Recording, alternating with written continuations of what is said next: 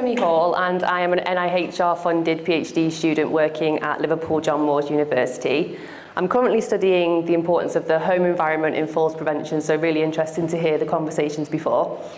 But today I'm going to be talking to you about a study called the lived experiences of falls during the COVID-19 pandemic in middle-aged and older adults. Now, this was actually a secondary analysis based on data from my master's project and a colleague's PhD study. Okay, so in the UK, falls are the most common cause of injury-related deaths in older adults. And it generally is something that we do associate with being older. However, research has begun to explore this idea of the middle-aged faller. And this is because balance decline and other measures of physical functioning can start as early as the age of 40. And a study did actually find that fall-related injuries occur at a similar rate in middle-aged adults as they do in older adults. However, there is a notable gap in qualitative research in falls in general, but particularly for that middle-age group, so we don't know if they experience their falls differently to older adults. It's well documented that older adults can develop a concern about falling, and this concern can limit daily activities in older adults. It can actually increase falls risk as much as experiencing multiple previous falls, and older adults can develop a concern about falling even if they haven't actually experienced a fall. More qualitative research has looked at how there could be both negative and protective elements to concerns about falling, and this is based on an individual's level of perceived control. So if an individual has a low perceived control, so they think that there's nothing they can do to prevent their falls, it's just one of those things that happen. This can lead to them becoming quite anxious and panicky, and this can result in maladaptive behaviour changes and increase their falls risk. If someone has a high level of control, then they take responsibility for their falls and can engage in strategies to prevent falls. However, this has only been explored in older adults, and there is little to no research on concerns about falling in that middle-aged population. So again, we don't know how they compare. Okay, so importantly to note is that the original research was conducted during the COVID-19 pandemic, and I'm sure that a lot of us will remember that there was periods of social restriction, and this led to physical deconditioning, anxiety, social isolation and loneliness, and all of these factors are known to increase falls risk. So the primary aim of this study was to explore and compare the lived experiences of falls and concerns about falling in middle-aged and older adults. But we wanted to acknowledge that the original data was collected during the pandemic, so we had a secondary aim, which was to explore and compare the lived experiences of the COVID-19 pandemic on falls and concerns about falling in those age groups. Oh, sorry, missed one. Okay, so when designing the study, as I mentioned, it is a secondary analysis. So the initial master's and PhD study, the way that was conducted was I was looking at older adult fallers during the pandemic, and my colleague was looking at middle-aged fallers. And just to note here that we did recruit from 45, well, my colleague did recruit from 45 for her middle age, but unfortunately we didn't have any of those younger middle-aged adults come forward for interview. We collected some demographic data, so we looked at the falls efficacy scale, and that measures concerns about falling, and we found that they had similar scores, and that was a high level of concern. So for the current study, we realised that there was no kind of data looking at the comparisons between these two groups, so we went back in and reanalysed that interview data. Now, I'm going to talk about the secondary aim first before I get down to the kind of the main results of the study. So when we were looking to see if there were any differences between the groups, there weren't that many differences in relation to the pandemic. So both groups spoke about the same things, and one of the main things was navigating social distancing and how that increased their falls risk. So the kind of main worry among participants was what was going to happen if they did fall. We had these social restrictions in place, nobody wants to touch anybody, we're being told to kind of stay away from each other, so the kind of main thing that was discussed was, if I do fall over, who's going to help me? And that was discussed by both of the groups. And then we had this other theme, which was from couch to COVID. And this kind of looked at how all of our participants increased their physical activity. And the main reason that they gave for this was because there was nothing else to do. They just wanted to go outside. It was the only chance they had to see people and leave their house. So all of the physical activity levels increased in our age groups.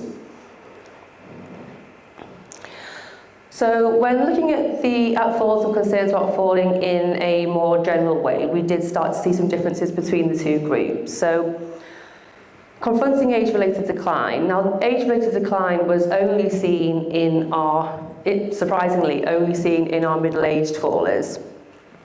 And the language used throughout the interviews demonstrated that they had a level of frustration and anxiety towards their ageing bodies. And they talked about having to reduce their activity because it took them longer to recover from injuries.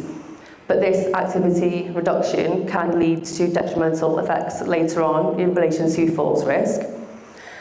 Now, it wasn't all negative. One of our participants did describe how he was taking a more proactive approach. So he was thinking about, even though he kind of acknowledged that he was getting older, even though he was actually from our middle age group, he was engaging in things like, thinking about ways that he could improve his balance and ways to reduce his falls risk.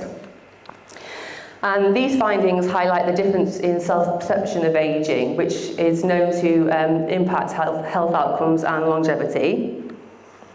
So, alongside age-related decline, we also had ageism, and again, this was only talked about by our middle-aged participants.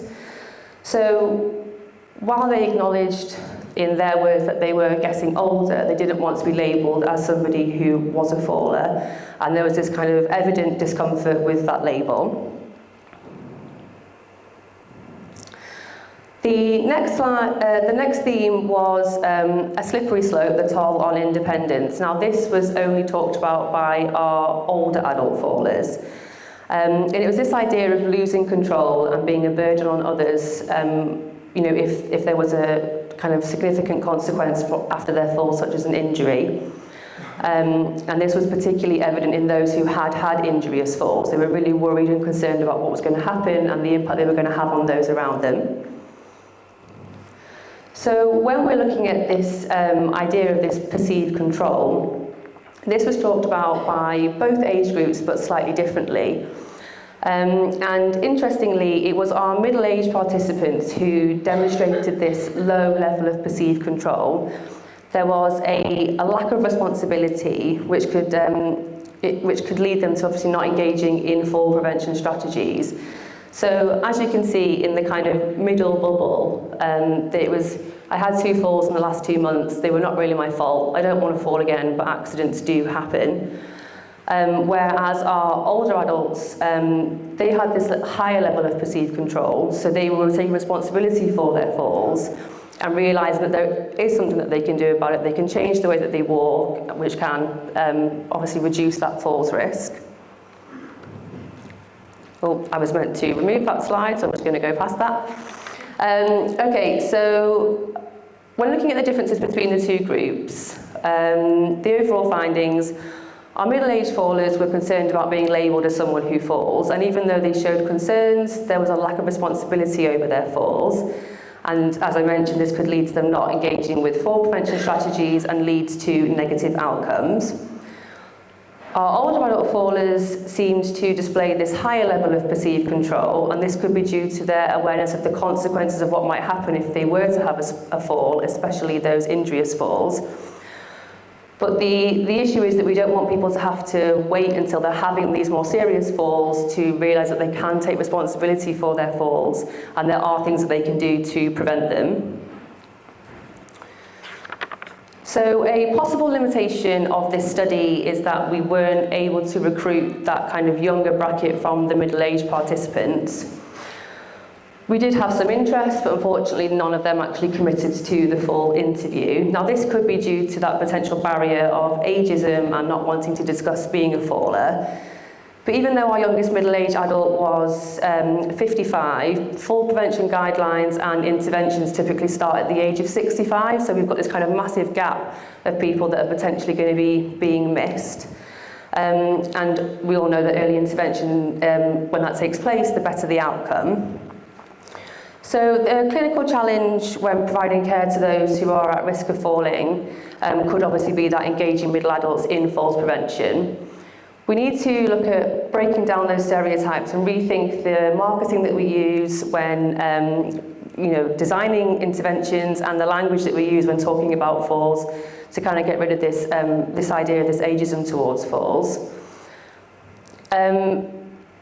So recently my gran is a recurrent faller and she had quite a significant fall and did quite a lot of damage to her shoulder. And when I asked her what was it that happened to her shoulder, it was, I'm old. But we need to work on breaking that down and making people realise that it's not a natural part of ageing and it doesn't need to be a normal part of ageing, and there are things that we can do to prevent that. And early education on fall prevention is crucial, and intervention should look at identifying perceived control when looking at fall interventions. Thank you.